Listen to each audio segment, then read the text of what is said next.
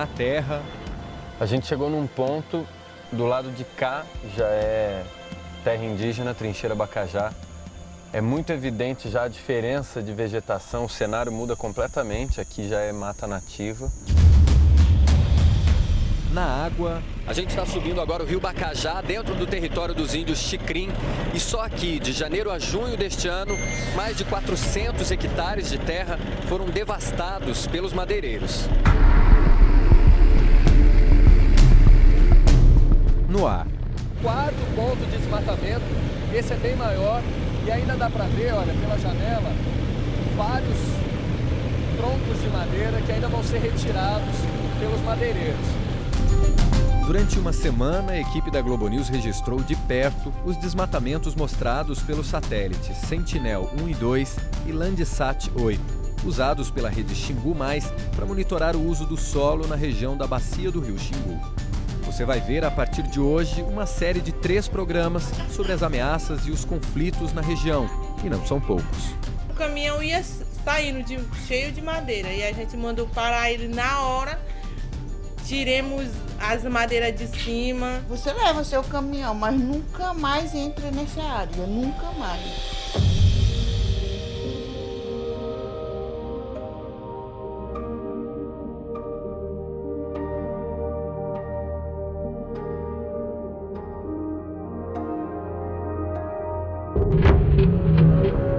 Estamos no Pará, um dos 9 estados brasileiros que integram a Amazônia Legal.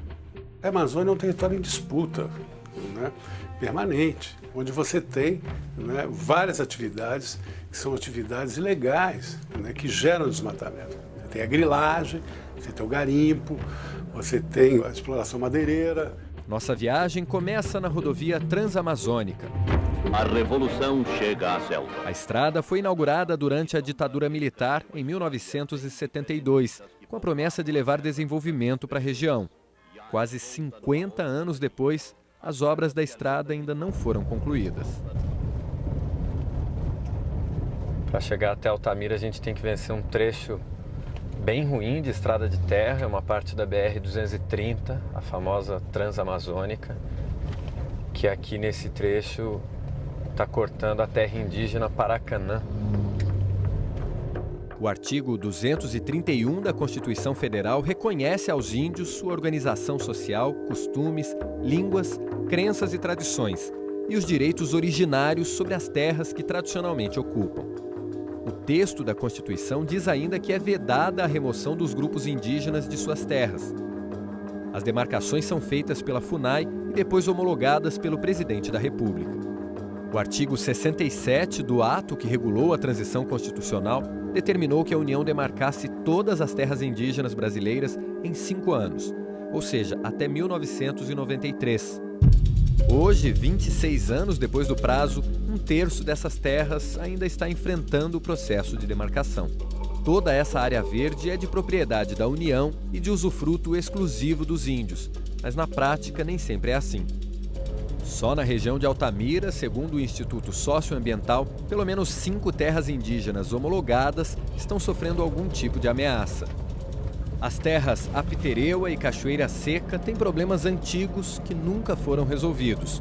Os territórios Arara, Coatinemo e Trincheira Bacajá, nosso destino, tiveram invasões recentes. É um trecho que não tem asfalto. Muito caminhão cruzando aqui, bem movimentada a estrada essa hora. O ponto-chave é o momento da construção dessas estradas. E a ausência do Estado, né, disciplinando o processo de ocupação, né, e corrigindo os abusos ambientais, né, é também um fator que leva a uma ocupação caótica predatória da Amazônia.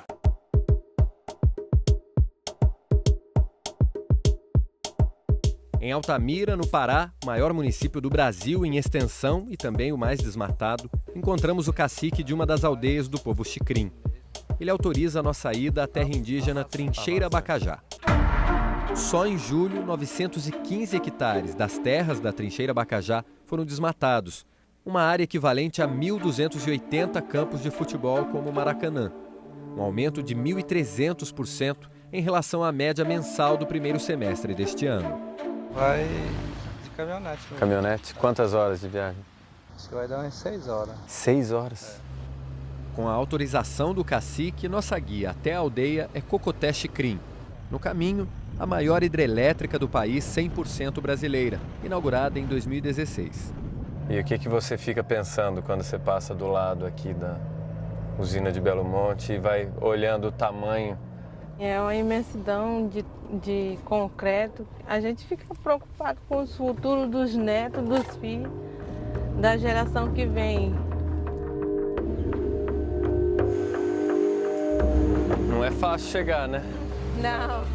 O pessoal da Norte Energia disse que nós, os povos indígenas, não seria afetado com essa barragem da hidrelétrica de Belo Monte. Mas nós que vivemos lá, nós vemos que é uma grande diferença. E agora os peixes eles estão diminuindo muito e essa é uma preocupação, não só para nós lá da Porto Cruz, mas sim com todo o pessoal, com todos os povos indígenas que vivem na beira do rio Bacajá. A Norte Energia, responsável pela usina de Belo Monte, diz que a terra indígena Trincheira Bacajá, território do povo Xicrim, está situada a 50 quilômetros de onde o rio Bacajá deságua no rio Xingu e que o rio Bacajá não sofre influência da vazão do rio Xingu naquele trecho. A estrada que hoje dá acesso à aldeia onde Cocoté mora foi aberta pela Norte Energia. Era uma das condições impostas pela FUNAI para a construção da hidrelétrica no meio da Amazônia. E o que a abertura de estradas dentro da terra indígena representou para vocês? Por um lado, ele ajudou que a gente teve um transporte de vir para a rua. Mas também é uma grande preocupação para os fazendeiros, para os brancos que entram por lá também, de madeireiro, de invasão, de grileiro. Com relação às estradas, a Norte Energia disse que é uma empresa privada e que a fiscalização do acesso e trânsito por essas vias não é de sua competência. Do lado de cá já é terra indígena, Trincheira Bacajá.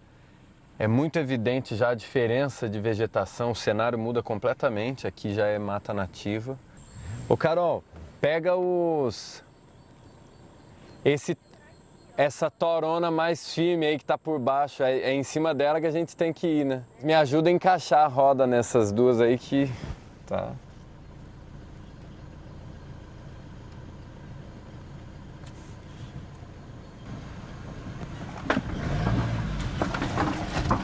Nossa Senhora, eu fiquei meio com medo.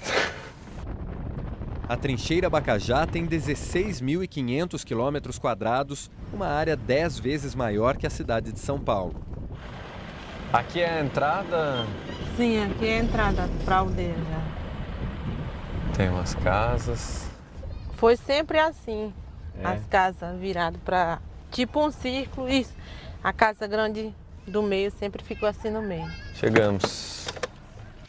As casas azuis também foram construídas pela Norte Energia no mesmo lugar onde já existia a aldeia. Mais uma condição imposta às obras da usina de Belo Monte. Segundo a FUNAI, 746 índios vivem aqui. Só nesta aldeia são cerca de 30 famílias.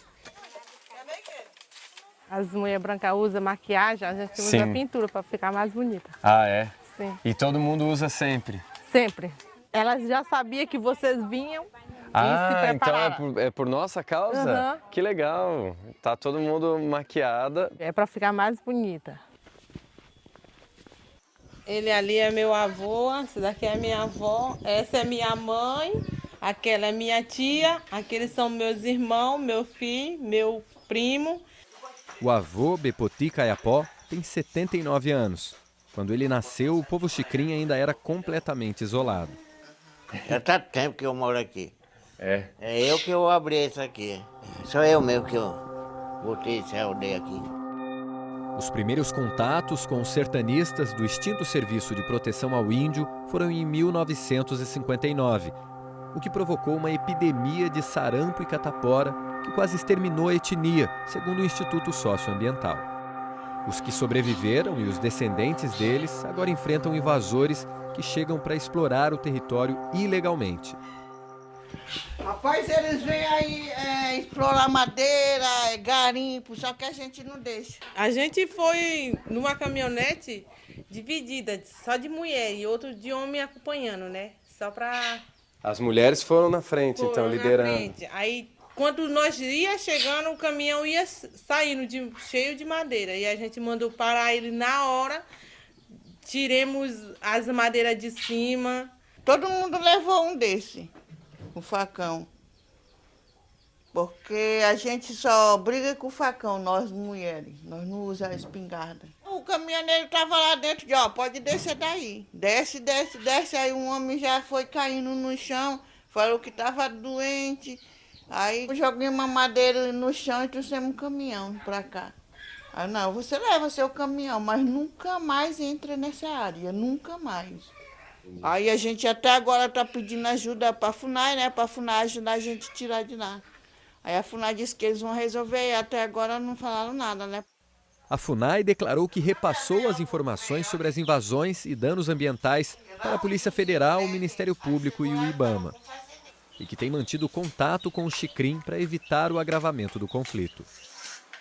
A Fundação Nacional do Índio foi criada em 1967 para cuidar da política indigenista do Estado brasileiro. A Constituição de 1988 deu à FUNAI a atribuição de demarcar as terras indígenas no país.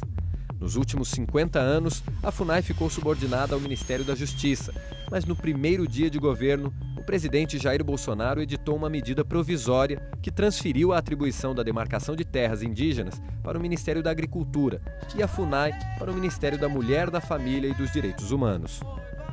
Em maio, o Congresso devolveu a FUNAI para o Ministério da Justiça. O governo então editou uma nova medida provisória em junho para reverter a decisão do Congresso. Então a demarcação ficaria com o Ministério da Agricultura e a FUNAI ficaria lá com o Sérgio Moro. É isso mesmo? Então tá. E outra coisa, na ponta da linha, quem demarca a terra indígena é o Presidente da República via decreto. Em junho, o Supremo Tribunal Federal suspendeu a nova medida provisória. A FUNAI segue no Ministério da Justiça. Na sexta-feira, o presidente voltou a falar que quer rever terras indígenas já demarcadas, mas não disse quais são elas e por que suspeita de irregularidades nessas demarcações. Não sendo obrigado, não tem mais reserva indígena no Brasil. Muito pelo contrário, vamos rever as que foram demarcadas com laudos, com muita suspeição de fraude no passado. As terras indígenas são terras da União, é um patrimônio do povo brasileiro, com uso exclusivo das populações indígenas. Então, o patrimônio que está ali dentro não pertence a qualquer aventureiro. A gente vai embarcar com alguns moradores aqui da aldeia Poticrô e eles vão nos levar até a área invadida pelos madeireiros.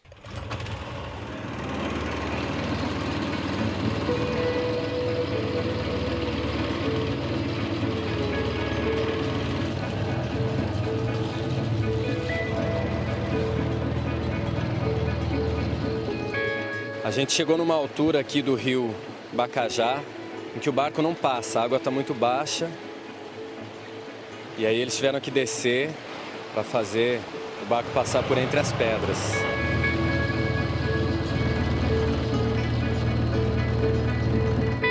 A área de desmatamento que a gente está procurando fica mais ou menos perto desse ponto.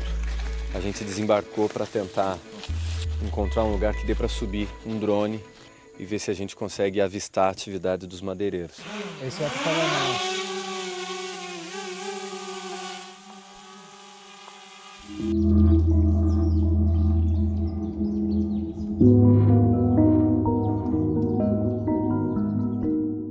Quer dizer que ainda está um pouco longe daqui, né? Eu acho que nos resta então alugar um avião e tentar sobrevoar essa área mais de perto. No próximo bloco, um sobrevoo pelas terras indígenas Trincheira Bacajá e o flagrante de desmatamento e garimpo no território indígena.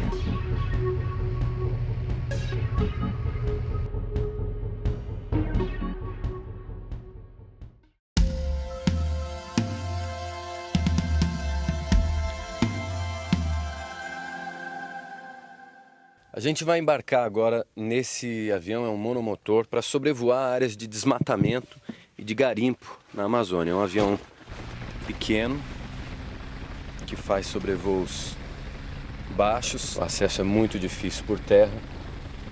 A gente vai tentar apurar. Vamos lá.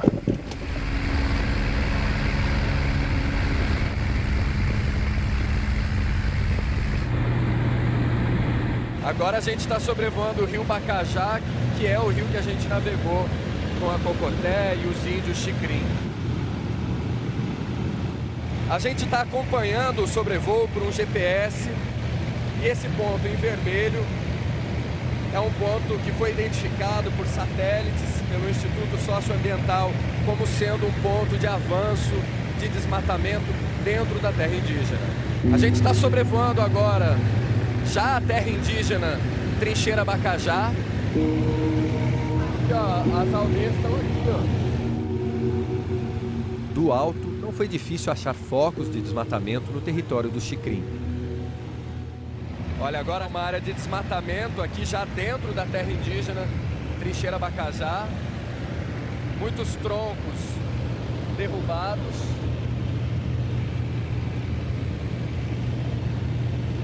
Bem no meio da floresta. No mês de julho, o desmatamento aqui explodiu. 915 hectares foram desmatados dentro da terra indígena Trincheira Bacajá.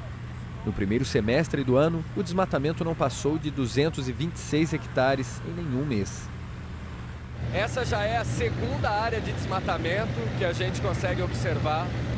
E essa área está bem no meio, dentro da terra indígena. É impressionante. A gente está sobrevoando agora um quarto ponto de desmatamento. Esse é bem maior e ainda dá para ver, olha, pela janela, vários troncos de madeira que ainda vão ser retirados pelos madeireiros. E aqui foi aberta estrada, tem uma estrada grande e uma parte da floresta derrubada pelos madeireiros. Quando o desmatamento acontece em reservas indígenas, ele é muito prejudicial por várias razões, principalmente quando ele está associado ao garimpo, porque esse contato de garimpeiros com as etnias indígenas é muito prejudicial para as etnias. Muitas vezes eles trazem doenças que dizimam as populações indígenas, corrupção, prostituição. Quando o garimpo é de ouro, eles trazem uma enorme poluição de mercúrio, eles contaminam as águas. Depois de sobrevoar 4 áreas de desmatamento dentro da terra indígena, a gente chegou agora numa área de garimpo. Dá para ver, olha, daqui de cima do avião, uma área grande de exploração de ouro. Agora a gente está vendo daqui, olha, maquinário, uma casa, tudo montado para exploração de garimpo. Um rombo aberto no meio da floresta, em que a gente vê vários maquinários, vários carros, uma estrada que foi aberta para chegar até esse garimpo. É muito impressionante o rombo que essa atividade faz no meio da floresta amazônica.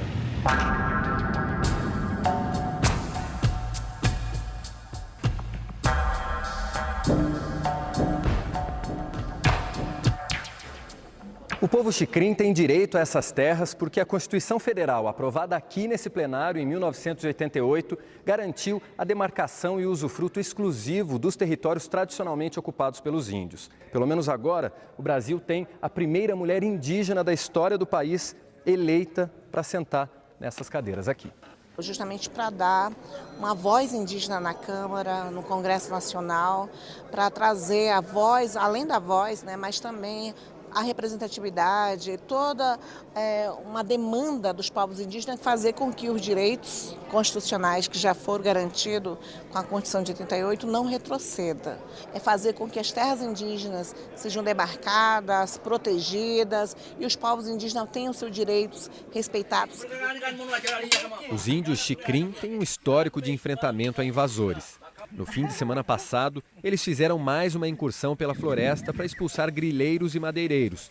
Segundo as lideranças, havia 300 invasores em suas terras. Neste vídeo, o cacique Canói Xicrim convoca outros indígenas.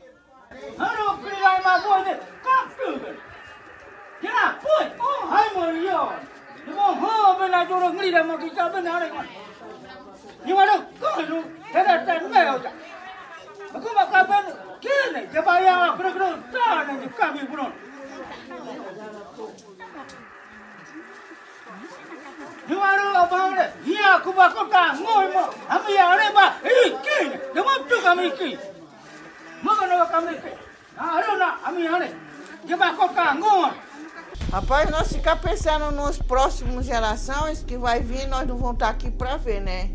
O sufoco que eles vão passar. Eles vão passar muito aperreado, porque não vai ter caça, não vai ter peixe, não vai ter mais nada.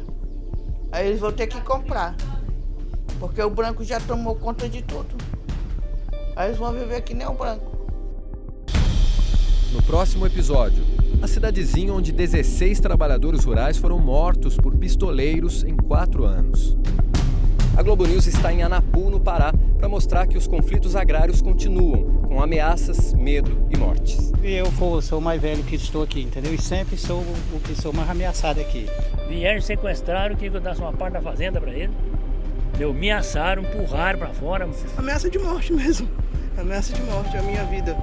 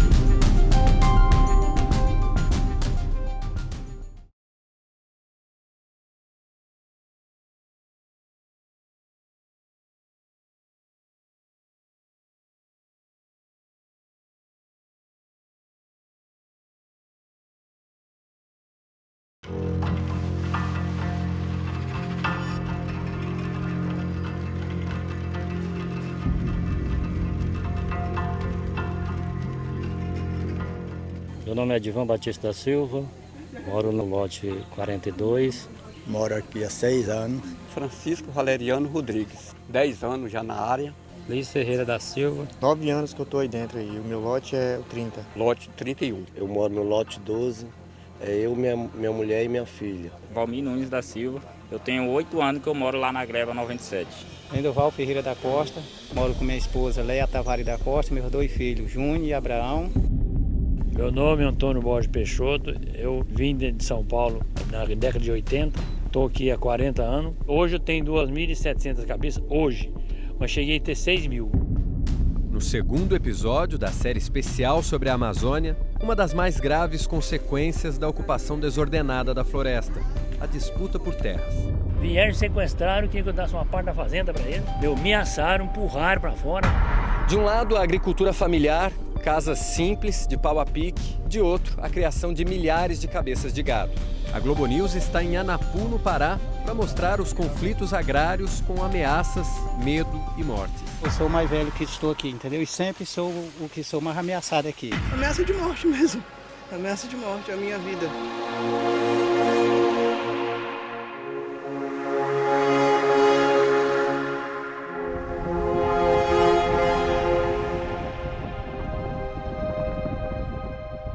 A gente está saindo da Transamazônica agora, pegando uma estrada vicinal, que é uma estrada de terra, para chegar nessa área. Tem uma placa de construção e recuperação de estradas vicinais com a marca do INCRA, que é o Instituto Nacional de Colonização e Reforma Agrária. O artigo 184 da Constituição Brasileira determina que a União desaproprie imóveis rurais de grande porte que não estejam produtivos e promova a reforma agrária. Cabe ao INCRA identificar essas áreas e transformá-las em assentamentos, terras destinadas a famílias pobres que não têm propriedades. Parece simples, né? Não é. Muitas das terras requisitadas pelo INCRA para fazer a reforma agrária têm um ocupante que alega ser proprietário e entra na justiça contra a desapropriação. Há inúmeros processos que começaram quando o terreno já estava ocupado por famílias beneficiadas pela reforma agrária. A disputa se arrasta na justiça, mas também acontece no campo. Nesse mapa aqui, um pequeno mapinha que ajuda a gente a entender um pouco a gravidade dos conflitos agrários aqui nessa região do Pará. O mapa feito pela Comissão Pastoral da Terra, ligada à Igreja Católica, mostra áreas de assentamento pacificado, terras ocupadas e 2 lotes onde há conflitos agudos. É para lá que nós vamos. Muito prazer, eu sou o Vitor, tudo bom? Eduardo. O senhor mora aqui, seu Eduardo? Vai para cima, vai para frente. Tudo bem? Como vai? Prazer, Vitor. Eu que ajudo a comunidade aqui. É? Sou presidente da Associação dos Moradores. Tá? E você mora por aqui também? Moro aqui, faço parte do assentamento.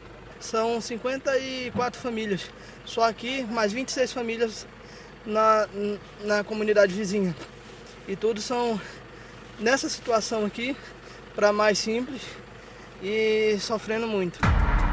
Segundo a Comissão Pastoral da Terra, a CPT, que monitora os conflitos por terra no Brasil, há pelo menos 868 áreas em disputa em todo o país, o que afeta quase 120 mil famílias.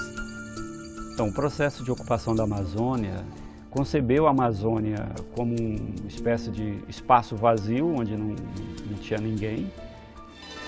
A Transamazônica é um passo imenso no sentido da ocupação racional de uma área que se caracteriza por um vazio demográfico só comparável ao das desoladas regiões polares. E se desenvolveu um modelo econômico para a região em que a base era a exploração, era o desmatamento, a implantação de atividades altamente danosas ao meio ambiente, como a pecuária extensiva, a plantação de soja. E em razão disso se criou inúmeros conflitos primeiros com as populações que já residiam aqui e, em segundo lugar, conflitos também oriundos do tipo de propaganda feita para deslocamento de mão de obra de trabalhadores de outras regiões para cá. Então, com a implantação de grandes empreendimentos como projetos de mineração, abertura de estradas, ferrovias, hidrovias, construção de hidrelétricas, tudo isso foi acompanhado de um processo massivo de propaganda, no sentido de que a Amazônia era local de terra sem homens para homens sem terra. Um levantamento da CPT revela que nos últimos 5 anos, 227 lideranças e trabalhadores rurais foram assassinados no Brasil. 73 mortes foram só no Pará, o estado mais violento do país para quem vive no campo. Só aqui em Anapu foram 13 assassinatos nesse período. Erasmo teme ser o próximo. A gente vai para o núcleo do assentamento da comunidade, tá? Conhecer em local a comunidade, tá? Que sofre bastante com ameaças aqui por via dos grandes. Aqui é agricultura familiar e bem simples. E eles estão fazendo um serviço de reestruturação da mata, né? Que foi usada simplesmente por uso de criação de gado, né?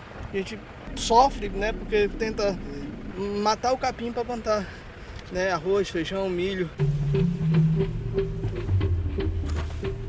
A floresta aqui nessa área vem sendo derrubada desde a década de 1980 e transformada em pasto. O capim plantado para alimentar o gado é tão alto que chega a encobrir nosso carro.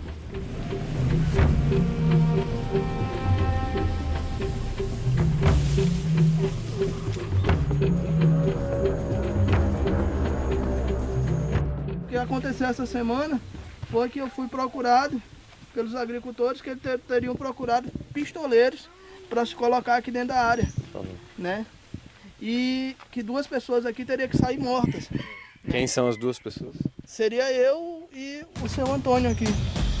Desde que chegamos a Anapu, ouvimos algumas vezes que circula na cidade uma lista com os nomes das pessoas marcadas para morrer. Há um pano de fundo por trás desses homicídios, há um contexto na medida em que eles estão relacionados ao conflito de terras, né? Aos conflitos agrários e fundiários que existem na região de Anapu, mas que eles vitimizaram pessoas que têm um histórico de lutas pela terra, pelo direito à moradia digna. Essas famílias que chegaram aos milhares e continuam chegando para a Amazônia, muitas vezes acabam se envolvendo em conflitos pela posse da terra, seja em área rural ou em área urbana, porque vê nessa possibilidade uma única alternativa de garantir um local de moradia, um meio de sobrevivência. Esse tipo de desenvolvimento, esse modelo de desenvolvimento acabou transformando a Amazônia num palco de conflito permanente. Aqui há 10 anos atrás eu me apostei lá, fiz uns barracos, mas sempre eles vinham e derrubavam. Eles quem? O mandado pelo fazendeiro Peixoto, né? Derrubava o barraco, queimava. E sempre nós todos ameaçados. Quando a gente pensava que nós estávamos trabalhando, roçando, quando pensava que nós estávamos por detrás dos cocos, pessoal, tudo com o rosto tudo tampado, a cavalo, nos cavalos, chapéu na cabeça, mas o rosto tudo tampado. Francisco, Orlando. O que esses homens têm em comum? Sem ter para onde ir, ocuparam terras que, segundo o INCRA, são públicas e destinadas à reforma agrária. A maioria deles vive do que planta e cria. A permanência dessas 54 famílias nessas terras ainda depende da decisão da Justiça. A disputa entre as famílias, representadas por Erasmo, e o pecuarista Antônio Borges Peixoto já existe há anos. Esse processo ele já tem 10 anos, processo de ocupação. Essas terras aqui, elas não fazem parte da propriedade do seu Antônio Borges Peixoto. Essa daqui, a lote 96 e 97, ele é área pública. E aí, há 10 anos atrás, ele foi ocupado por aproximadamente, eu acho que umas 10 famílias. Depois, a questão se expandiu e hoje tem 54 famílias morando. Eu tenho até parceiros aqui do Ministério Público Federal e do próprio INCRA, que essa área aqui é a área pública, lote 96 e 97. O único documento que tinha aqui, que se alegava ser do seu Antônio Borges Peixoto, era um ACATP, Contrato de Alienação de Terras Públicas, que foram canceladas, né, pelo próprio INCRA. Durante a ditadura militar, o governo usou os contratos de alienação de terras públicas, conhecidos pela sigla CATP, para colonizar a Amazônia e expandir as fronteiras agrícolas do Brasil. As CATPs, elas foram concedidas com uma cláusula de exploração da terra por um período, fim do qual a pessoa se tornaria proprietário daquela área. Isso foi largamente utilizado na Amazônia Legal, mas muito acentuadamente no Pará, Rondônia, Mato Grosso. A Procuradora Federal dos Direitos do Cidadão explica que havia cláusulas que obrigavam o beneficiado a tornar as terras produtivas. Muitas dessas concessões não se transformaram em títulos exatamente porque não houve o cumprimento dessa cláusula. O Terra Legal começou a fazer o cancelamento desses títulos, então foi isso que aconteceu em relação a esse título, um título cancelado que não pode produzir nenhum efeito. Todavia, nós temos ainda uma estrutura, como eu posso dizer, no sistema de justiça, de uma maneira geral, muito apegada à noção da propriedade privada. Então, essas questões elas tendem a se alongar na discussão judicial, infelizmente. Danilo, como é que funciona? Este técnico do INCRA confirma que o órgão pediu o cancelamento do registro imobiliário das terras que nós visitamos. Aí lote 96, 97, né, tem o lote 96, administrativamente ele já está cancelado. Eu acho, não sei se o pretenso proprietário tem possibilidade de recurso. E o lote 97, ele está com o CATP cancelado. O INCRA entrou com pedido de cancelamento do registro imobiliário do lote 97, porque ele está extrapolando as medidas originárias que ele foi demarcado. Lindoval é um dos moradores mais antigos dessa área. As reuniões são sempre aqui? Sempre. Por quê? Porque sempre eu sou o mais velho que estou aqui, entendeu? E sempre sou o que sou mais ameaçado aqui. Porque é tipo uma ameaça assim, que ou nós saímos ou eles matam. Quando que o senhor veio para cá? Eu tenho 7 anos que eu vim para cá, entendeu? Agora morar aqui eu tô com 6 anos. Mas o senhor veio fazer o quê? E eu vim para trabalhar na construção. Aí não deu certo. Da usina de Belo Monte. Não deu certo porque eu analfabeto, aí estava precisando de gente que podia assinar nome, isso, aquilo, outro, entendeu? Aí surgiu essa terra aqui que era da União. A usina hidrelétrica de Belo Monte foi responsável por atrair milhares de trabalhadores para essa região aqui de Altamira, desde o começo dos anos 2000, 2002, quando o projeto começou a ser colocado em prática. Milhares de pessoas fizeram como o senhor, né, seu Lorival? Vieram para cá para poder trabalhar. Trabalhar. E não conseguiu. E hoje estou nessa briga por causa disso, porque lá tá.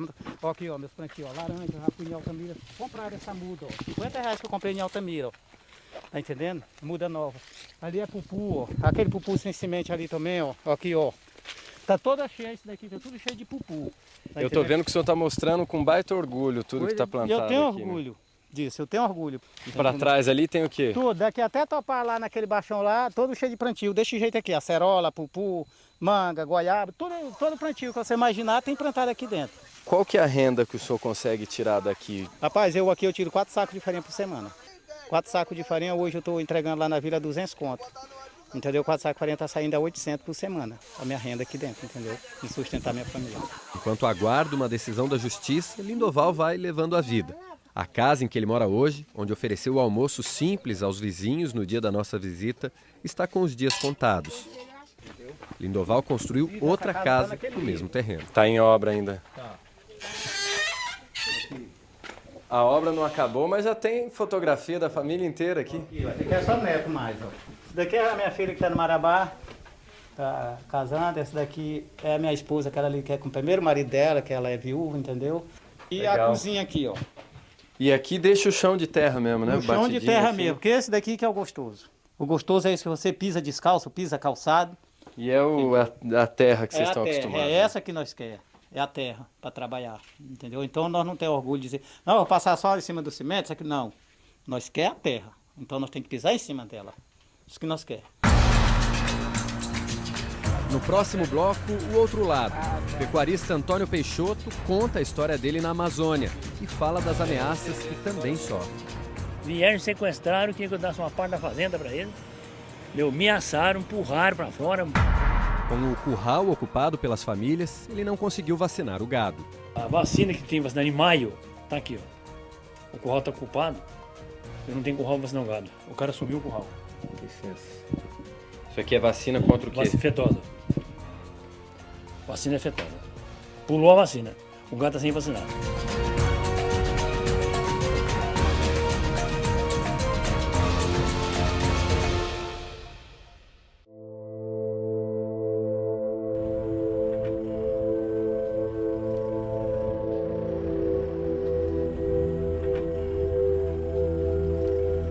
Boa tarde.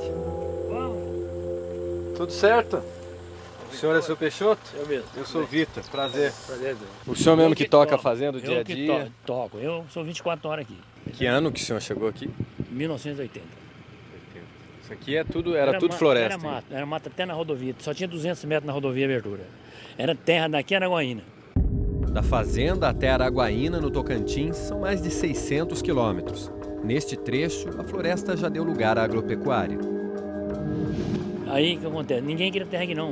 Eu comprei isso aqui, tem um documento do governo, abri essa fazenda.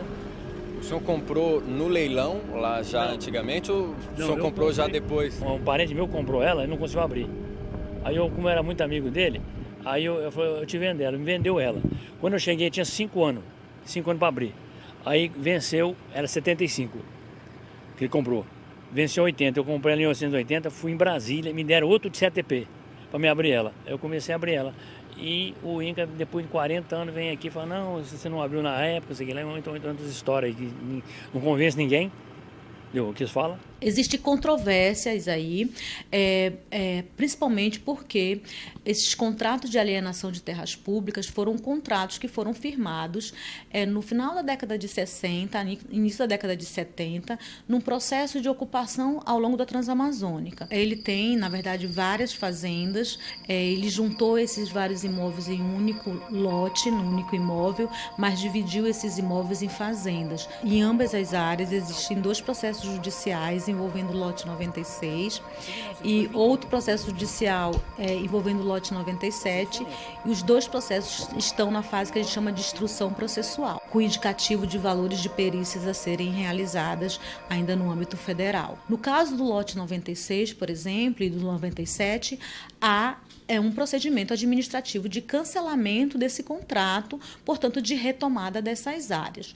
No caso específico do 97, ainda há uma discussão de que o pretenso proprietário ampliou a área do 97, ele está adentrando em outro lote, que é um lote da reforma agrária já destinada para a reforma agrária. Nós também perguntamos ao INCRA como está a situação dos lotes 96 e 97, mas o Instituto Nacional de Colonização e Reforma Agrária disse que não vai se manifestar. Meu avô era proprietário de fazenda. Meu avô era tão maluco que se tivesse um rio igual o Araguaia, igual isso aqui, ele fazia uma ponte para passar boi. Entendeu? Então, olha como é que os homens eram bandeirantes mesmo. Eles fizeram essa ponte 3 vezes, o rio de Urubaba eles faziam, para atravessar boi no Rio Grande. Meu avô era um homem que vinha aqui no Goiás, ficava 90 dias, e levava boi para invernar em Minas. Estado eu que fiz, abri na raça mesmo, pagando hora de máquina. Todo mundo fez assim. Não tivemos apoio que abriu essa estrada. Ninguém abriu. As fazendas todas aqui na região? Foi aberto assim. Você pode qualquer fazendeiro vai falar uma coisa que eu estou falando. E fica esse problema aí. E aí perturba, porque me deram um tiro na frente da fazenda aqui já. Pegou aqui assim. O senhor já tomou um tiro? Tomou um tiro aqui. Tem a marca aí? Pegou aqui assim, não sei se tem a marca, mas tem a marca assim. Pegou aqui assim, raspando aqui, na rodovia. E o senhor roda tudo sozinho aqui? Roda aqui sozinho. Tem um funcionário, agora chega aqui. Aí, e a casa é pra lá? A casa aqui embaixo. A casa não, tem um barracão. Eles me sequestraram nessa casa aí. Vieram, sequestraram, queriam que eu desse uma parte da fazenda pra eles. Me ameaçaram, empurraram pra fora, né, bateu o pó nas minhas costas, arregaçaram, roubaram tudo dentro de casa. Aí veio a polícia, veio 10 viaturas. Em 2015, seu Peixoto teve a sede da fazenda invadida por homens que reivindicavam as terras, que também ficam no lote 96. Eles só saíram com a chegada da polícia. Na época, foram ouvidos e liberados. O boletim de ocorrência está no processo sobre as terras. O pecuarista afirma que ficou 2 dias sob cárcere privado. Ficaram aqui 2 dias. Chegaram aqui 9 horas da noite, foi sair no outro dia à tarde. Aí não deixava comunicar. Eu fiquei aqui a noite inteira, entendeu? E eles falando, queima, não queima, põe fogo, não põe fogo. Até hoje, o curral da fazenda, usado para vacinar o gado, está ocupado. A vacina que eu tinha que vacinar em maio, está aqui na geladeira. Aqui, ó. O curral está ocupado, pulei a vacina, se der uma fentosa, o estado está travado. Tem um rapaz no curral lá. Isso aqui é vacina contra o quê? Vacina fetosa. Vacina é fetosa. Pulou a vacina. O gato está sem vacinar. O estado do Pará faz 2 campanhas de vacinação obrigatória por ano contra a febre aftosa, em maio e em novembro. Por não vacinar o gado, seu Peixoto está sujeito a uma multa de R$ 65 mil e coloca a produção de carne em risco. Se houver qualquer suspeita de aftosa nos animais, a exportação de carne brasileira pode ser prejudicada. Tem 2.700 doses aqui. Ó. E o senhor tem quantas cabeças de gado aqui para vacinar? 2.700 cabeças. Tá aí, fazendo. Tem 1 ano sem vender boi, não dá para botar boi no curral, está ocupado no curral, estou correndo decisão. Só nesta fazenda, Peixoto tem mais de R$ 8 milhões em bois. A gente teve lá conversando com eles também, e muitos relataram ameaças, dizem que são ameaçados por funcionários da fazenda. Dizem que tem lista para morrer, de gente para morrer. Que história que é essa? Eles falam tudo isso aí, né? Quero ver provar. Se você vê o relatório meu, o que eu venho sofrendo de pressão, entendeu? E eu sou até taxado, eu sou calmo demais. Então o senhor nunca ameaçou ninguém, né? Nunca. Eu tomei um tiro. E vieram me sequestrar aqui. Aqui na Amazônia se estabeleceu uma espécie de caos fundiário, né? Onde nem o órgão de terra federal, que é o INCRA, nem os órgãos de terras estaduais conseguem dar resposta para os conflitos que se estabeleceram nas disputas pelo território e pela posse da terra. A gente não resolve conflitos históricos tão facilmente, não há soluções fáceis e rápidas, mas uma providência geral em relação ao levantamento desses CATPs, alguma providência tem que ser feita, porque há um estoque grande desses certificados, vários deles, já a grande maioria, comprovado com essa comprovação de não respeito dessa cláusula, que poderiam ser anulados, e essas áreas, como são públicas, poderiam ser destinadas à reforma agrária, você diminuindo muito intensamente essa tensão que ainda hoje existe no campo. E se no final das contas a justiça decidir que aquela área lá vai ficar para a reforma agrária e tal, o que o senhor vai fazer? Hoje tem que indenizar, né? Eu tenho aqui 40 anos, eu não entrei aqui ontem, eu não comprei grilado, eu comprei ela de terceiro dono já. Agora o que eu acho injusto é que a área é produtiva, não era abandonada, eles estão tentando meio do pasto, eles não estão de uma mata não. Teu filho é ele, né? É, aquele ali e o outro ficou ali para trás, entendeu? E trabalha aqui também? Trabalha comigo aqui, trabalha comigo. Como é que é teu dia a dia aqui, Júnior? Rapaz, de tudo que ele faz eu ajudo um pouco. E você gosta da vida aqui no campo? Gosto. Plantando o que você come, cuidando dos animais que vocês consomem também? Gosto, muito. É melhor do que na rua, né? Pra mim, eu acho. Quer continuar aqui? Eu quero. Com a fé em Deus, Deus ajudar, nós vamos continuar. Nós queremos paz, né? Queremos moradia e paz aqui, é o que nós pedimos. No próximo episódio, as invasões e o desmatamento ilegal no assentamento criado pela irmã Dorothy Steng, no Pará. E onde hoje existe essa cruz e uma homenagem a ela, ela foi assassinada com 6 tiros, barbaramente assassinada. E os madeireiros ilegais vieram aqui primeiro e retiraram a madeira. Esse aqui a gente começou junto com a Dorothy. E hoje eu vim aqui ver esse estrago do jeito que está aqui. Pesado, cara, doído. É muito doído. Para mim é doloroso. Tá vendo isso aqui?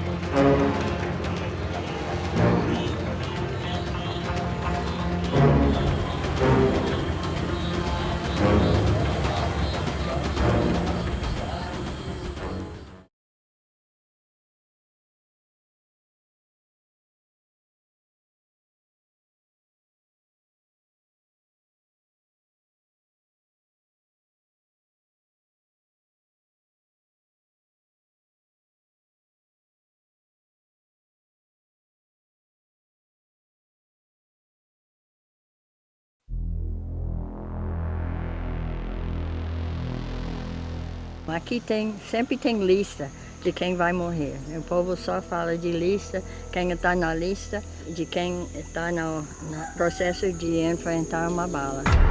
O medo. Isso aqui é um acampamento que foi feito por invasores. Ainda tem chinelo aqui, uma bota. Os números. 20 servidores, né? Para cuidar de 10 municípios, 65 projetos de assentamento, 14 mil famílias. O desmatamento. Essa madeira, eles chegam na árvore, corta ela, derruba, fatia ela em 2,20 metros, parte ela em tiras. Isso é ilegal, isso é ilegal. O manejo florestal legal, ele não permite esse tipo de operação. A ação dos invasores é dificultada pela presença de vigilância armada 24 horas por dia em 2 guaritas como essa daqui. Elas são mantidas desde 2011 pelo INCRA, só que o contrato com a empresa de vigilância vence agora em setembro e os moradores do PDS ainda não sabem se ele será renovado. No terceiro e último episódio da série especial sobre a Amazônia, a equipe da Globo News avança pela floresta no Pará. Mostra o resultado das invasões e da derrubada ilegal da floresta nos assentamentos, onde viveu e foi assassinada a irmã Dorothy Steng. Se a gente não estiver aqui, a gente teme que vai haver uma chacina.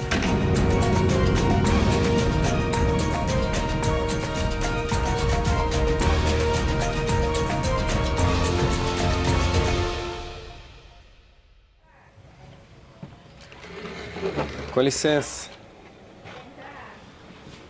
Olha, logo na entrada da casa tem uma imagem da irmã Dorothy. Tudo bem? Tudo bem, você? Tô vendo que a imagem da irmã Dorothy está por toda a casa, né? É, porque ela faz parte da história de Anapu e de nós aqui. Ela chegou em 82, então desde 82 estamos aqui, de uma forma ou outra. Né? Ela foi a primeira? Foi a primeira. A missionária americana Dorothy Steng foi assassinada em Anapu, no Pará, a mando de fazendeiros, depois de 23 anos morando na Amazônia. A irmã Jane Dwyer continuou o trabalho de Dorothy depois do crime. Ela também é americana e vive no Brasil desde a década de 1970. Nós compramos esta casa em 2005. A gente morava lá embaixo, ao lado da casa do padre e da igreja. Mas era todo mundo amontoado e Anapu multiplicou-se de população e a gente não conhecia o povo. Você não conhece o povo visitando nas casas. Aí começaram, depois da morte da Dorothy, do assassinato, criando uns boatos que nós éramos terroristas e não sei o quê. Então a gente veio morar aqui. Aí, em 2 semanas de terrorista para a vizinha. E até hoje somos vizinhas. As vizinhas são religiosas da Congregação das Irmãs de Notre-Dame de Namur, fundada na França em 1804 e ligada à Igreja Católica. Em Anapu, trabalham com a Comissão Pastoral da Terra, dando apoio aos trabalhadores sem terra. Que votos vocês fizeram? Como religiosas, pobreza, castidade e obediência. Aí a gente obedece os gritos dos povos necessitados. E a congregação é para isso. Nossa congregação é de conviver e ajudar e trabalhar com os pobres nos lugares mais abandonados. Moram quantas pessoas aqui na casa? Neste momento somos 3. Já chegamos a ser 7. Aqui os quartos, nenhuma cama, não dorme de rede. E como é que uma americana aprende a dormir na rede, assim? Eu vim para o Brasil em 72. Para mim não deu trabalho. Agora o que dá trabalho é cama. É mesmo? O corpo todinho dói. Também, 79 anos, eu estou dormindo de rede desde 72. O povo chama isso a República e nós vamos o Bispo Manga. Manga com carinho, né? Vocês vão morrer, meninas. O povo só fala as meninas. Como já mostramos na série, o Pará é o estado mais violento do Brasil para quem vive no campo. Só aqui em Anapu, 13 pessoas foram assassinadas em 5 anos. Eram trabalhadores e líderes comunitários. Acho que nosso papel aqui é de defender a vida. Aí se nós somos a boca para fora. O povo sabe se defender, mas como ontem houve essas ameaças à vida que vão matar 4 e o resto vão ser despejados, tudo ilegal. Quem é que grita? O grito mais recente vem do primeiro projeto de desenvolvimento sustentável criado em Anapu. Conhecido pela sigla PDS, esse projeto é uma das modalidades de assentamento da reforma agrária previstas pelo INCRA. As terras pertencem à União e são destinadas pelo governo a famílias pobres, beneficiárias da reforma agrária, que dependem da terra para viver. O PDS ele foi um modelo implantado pelo INCRA, primeiramente no Acre, no final dos anos 90. E logo em seguida, por conta dos movimentos sociais que atuavam em Anapu, e atuam até hoje, foi solicitada a criação desse PDS aqui. A irmã Dorothy dedicou parte da vida a este projeto. Ela e a Comissão Pastoral da Terra que atuaram diretamente na solicitação, inclusive, pelo que eu vi nos processos que existem no INCRA, levantando informações, e vamos dizer assim, organizando as famílias para que fosse criado, para que fosse destinado a essas áreas. E aqui o PDS ele é constituído de 14 áreas de 3 mil hectares. Hoje são 41 mil hectares. Então, essas áreas estavam desocupadas, abandonadas, estavam sem uso, sem destinação, a palavra seria essa. E aí a reivindicação dos movimentos sociais levou a que o INCRA criasse os PDS em Anapu. Nós estamos no PDS Virola Jatobá, na zona rural de Anapu. Aqui vivem 160 famílias autorizadas a vender madeira legal, explorada de maneira sustentável dentro dos limites da reserva extrativista, que é administrada pela Associação dos Moradores. Só que, na prática, não é o que acontece. Desde 2017, os assentados dizem que estão sofrendo com a invasão de madeireiros que derrubam e roubam árvores da Amazônia protegidas por lei. Um funcionário do INCRA, acompanhado de policiais militares e de 2 moradores antigos desse PDS, o PDS Virola Jatobá, estão indo averiguar uma denúncia de derrubada ilegal de madeira. A gente não pode ir com o nosso carro, então eu estou indo sozinho, com o celular, junto com o pessoal do INCRA.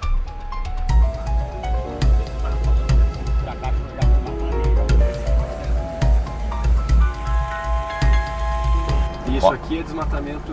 Isso é ilegal, isso é ilegal. O manejo florestal legal, ele não permite esse tipo de operação. Aqui a gente já está dentro da reserva extrativista que pertence ao Virola Jatobá. Oficialmente essa área pertence à União e foi destinada pelo INCRA para o assentamento. E aí já tiveram algumas invasões, o INCRA conseguiu a reintegração de posse na justiça, mas até hoje tem gente explorando aqui. Já foi cumprida a reintegração de posse e foi retirada, assim, visivelmente a todo mundo, né? Tem alguns insistentes que estão nas áreas mais remotas, de difícil acesso. São laranjas de grandes fazendeiros que vêm aqui para plantar capim.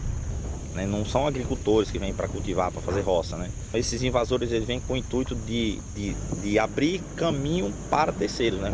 de ocupar e vender imediatamente essa posse. Primeiramente vem um madeireiro legal que vai retirar todas as madeiras, né, de lei, né?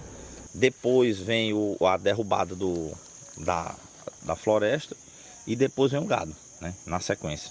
Nós vamos fazer uma vistoria na área da reserva legal do assentamento por ter sido explorada ilegal uma espécie aqui da região que ela já vive há uma quantidade, uns 4 anos, que ela já entrou na lista vermelha de extinção. A espécie em extinção é a acapu, árvore muito usada para fazer cercas em fazendas. Nesse local aí tinha em torno de umas 100, 120 estacas de acapu que foram retiradas ilegalmente e foi feita uma apreensão pelo IBAMA, uma autuação, vamos dizer assim, e aí nós estávamos tentando conseguir um transporte para tirar, só que os madeireiros ilegais vieram aqui primeiro e retiraram a madeira. Dá uns R$1.500 de prejuízo, né, financeiro, fora o prejuízo ambiental. Mais uma frustração do trabalho. Né? Nós, como servidores, nós temos limitações físicas e pessoais, né? E a gente trabalha durante o dia, enquanto a gente trabalha, eles estão dormindo.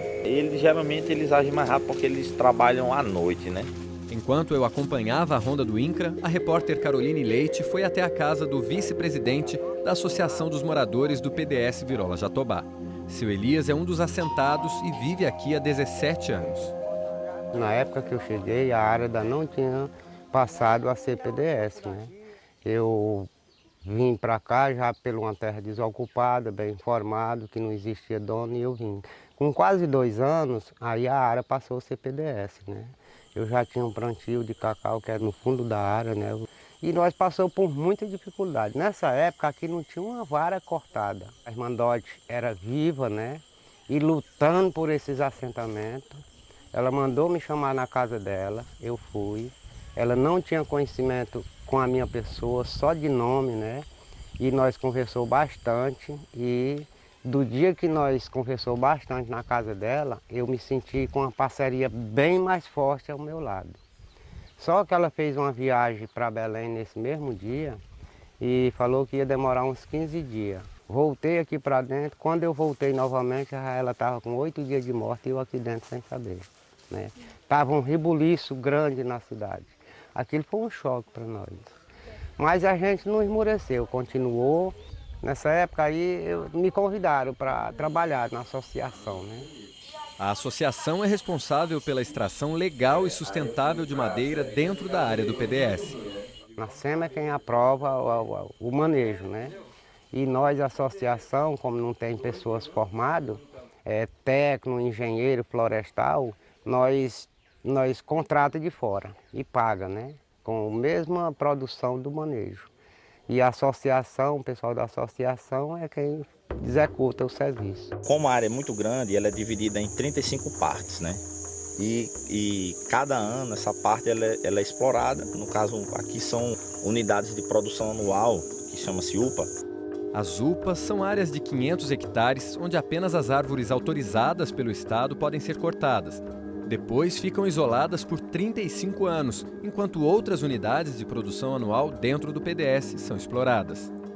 Dá tempo da floresta se regenerar? Dá tempo para ela engordar, vamos dizer assim, né? As árvores menores atingirem o diâmetro de corte. 3 anos atrás a gente fez o último manejo e a gente esperava que esse manejo ia dar um recurso bom, mas aí houve umas invasões dentro das áreas de manejo. Hoje tem gente tirando madeira ilegalmente daqui. Os próprios moradores vendendo uma estaquinha de acapu, depois uma torinha de madeira, né? E certo que as coisas foram andando, porque faz tempo também que o INCRA estava sem condições de trabalhar aqui dentro. Mas tem também gente de fora que veio, né? Tem, inclusive aqui a gente sabe que tem pessoas daqui de dentro que acompanhou os invasores que vieram de fora, né? Lá na área de manejo, né? Marcando terra, né? Pessoas moradoras aqui dentro, né? No meu lote mesmo nunca veio porque eu nunca chamei ninguém, né?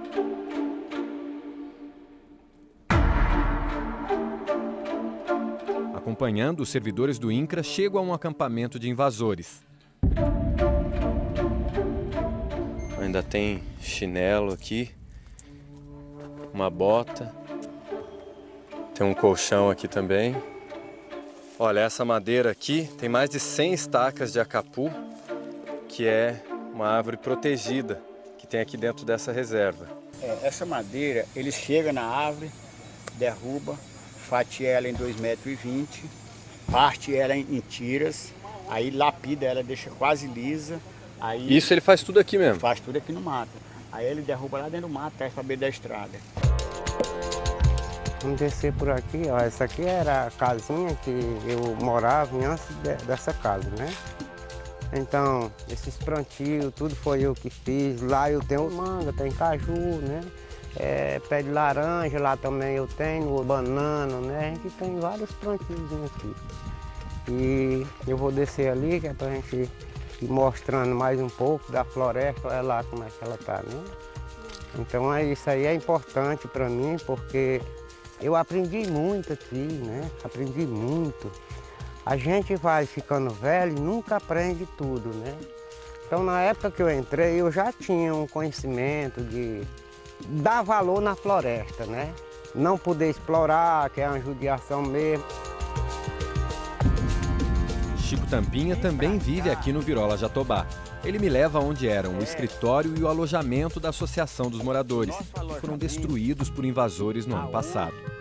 Então, aqui era a nossa cozinha, onde trabalhava como refeitório. Ali era a cozinha nessa parte fechada, que era o refeitório nessa parte aberta.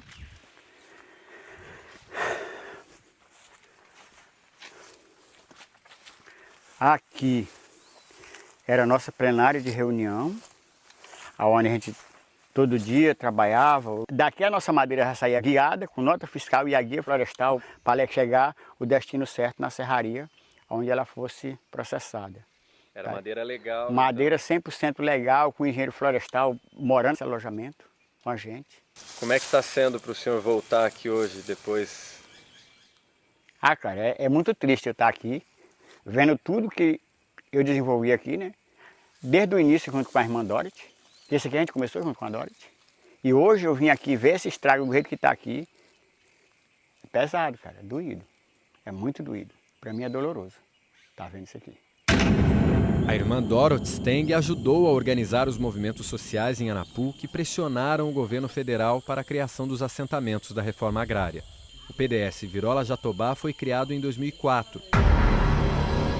Em 2005, fazendeiros mandaram assassinar Dorothy. O crime chamou a atenção do mundo todo. 5 pessoas foram condenadas pela execução. Hoje, um dos pistoleiros, Clodoaldo Batista, está em liberdade. O segundo, Raifran das Neves, está preso porque foi condenado por outro assassinato.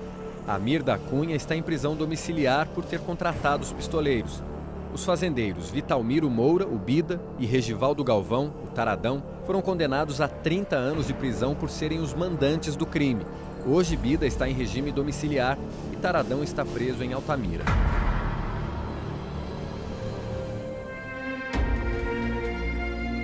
A Dorothy foi uma incentivadora que, assim como você tem a sua mãe na sua casa, que ela te ensina os primeiros passos da tua vida, as primeiras palavras, ela faltou e a gente conseguiu dar seguimento a essas coisas. Hoje a gente não tem ela, mas tem o espírito dela implantado no nosso sangue. No próximo bloco, a operação do IBAMA e da Polícia Federal para prender madeireiros ilegais no PDS Virola Jatobá. E o medo nas áreas de conflito. O contrato com a empresa de vigilância termina em setembro e os moradores ainda não sabem se ele será renovado.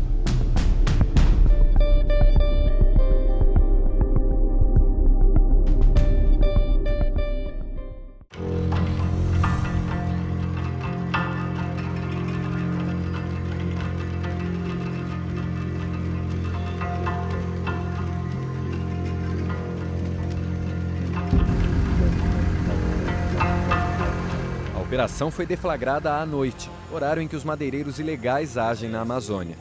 A polícia e o IBAMA apreenderam toras de maçaranduba e angelim vermelho numa estrada dentro do projeto de desenvolvimento sustentável Virola Jatobá.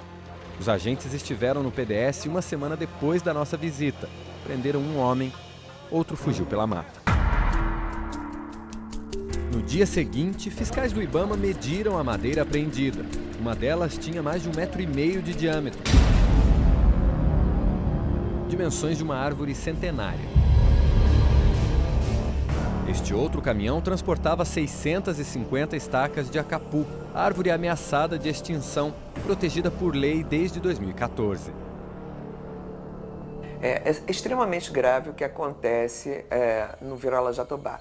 Eu acho que primeiro a gente tem que lembrar que aquela é uma área que faz parte do mosaico pensado pela Dorothy para você combinar a reforma agrária, o assentamento das pessoas do campo, a moradia das pessoas do campo, com práticas sustentáveis, né? Então eles combinam ali uma horta, tem um plantio numa área de residência e uma área de manejo florestal sustentável. É uma área federal com essa destinação específica, ser um projeto de desenvolvimento sustentável, né?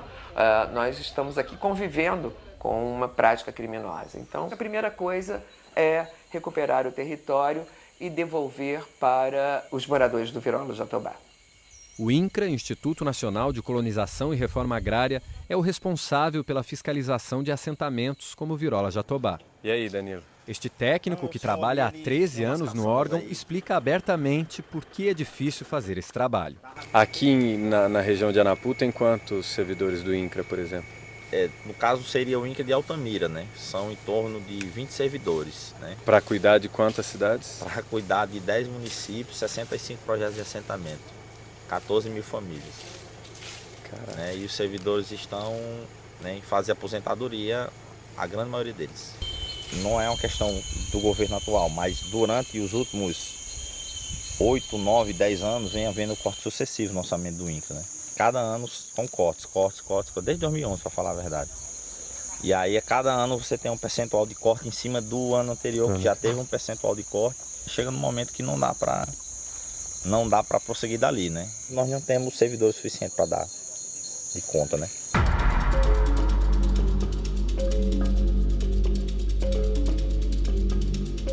Essa mata virgem faz parte da área de reserva legal de outro PDS, o Esperança. Aqui as madeiras ainda não foram exploradas nem pelos assentados, que preferem investir na agricultura familiar. E a ação dos invasores é dificultada pela presença de vigilância 24 horas por dia. Existem 2 guaritas, essa e uma outra, uma segunda entrada do PDS, e elas são mantidas pelo próprio INCRA desde 2011. Só que o contrato vence em setembro e os moradores do PDS ainda não sabem se ele será renovado. Depois que deixamos o Pará, a guarita de vigilância foi fechada, segundo funcionários do INCRA. 2 dias depois, os moradores dizem ter visto caminhões de gado entrando nas terras do assentamento. Essa informação chegou ao Ministério Público Federal, que vê com muita preocupação essa desmobilização da vigilância da segurança que deve ser realizada no âmbito do PDS Esperança. Essas guaritas elas garantiam que houvesse um controle de entrada e saída por parte de caminhões de madeira ou de eventuais indivíduos que cruzassem as fronteiras do PDS. Requisitaremos informações ao INCRA para que nos transmita quais serão as medidas adotadas para garantir a proteção do PDS Esperança em face a esse fechamento. Nós perguntamos ao INCRA por que as guaritas foram fechadas e a razão dos cortes orçamentários denunciados pelo técnico que entrevistamos em Anapu. O órgão disse que não vai se manifestar.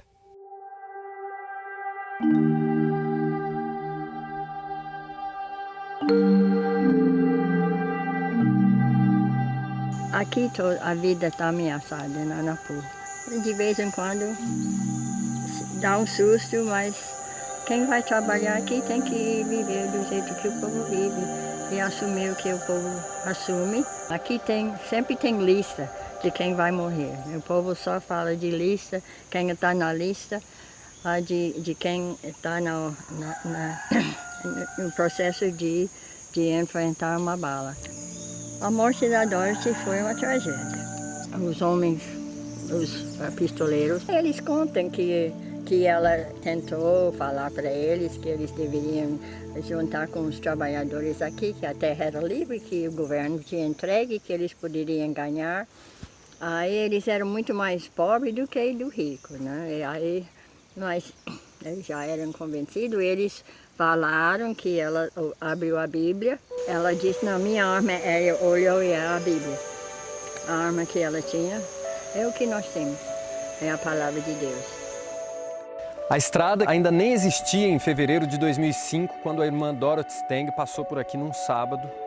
E onde hoje existe essa cruz e uma homenagem a ela, ela foi assassinada com 6 tiros, barbaramente assassinada.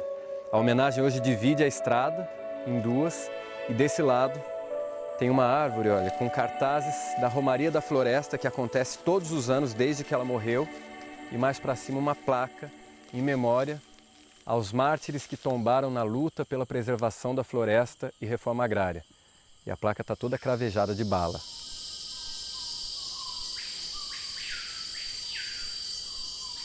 Hoje o povo que vive aqui não ouve mais a voz da Dorothy, mas o som da floresta eles continuam ouvindo bem alto.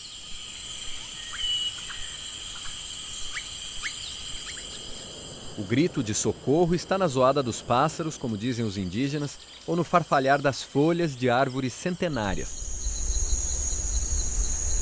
Até os insetos aqui têm voz. Regida por um maestro invisível, o vento. É a sinfonia da floresta, a Amazônia.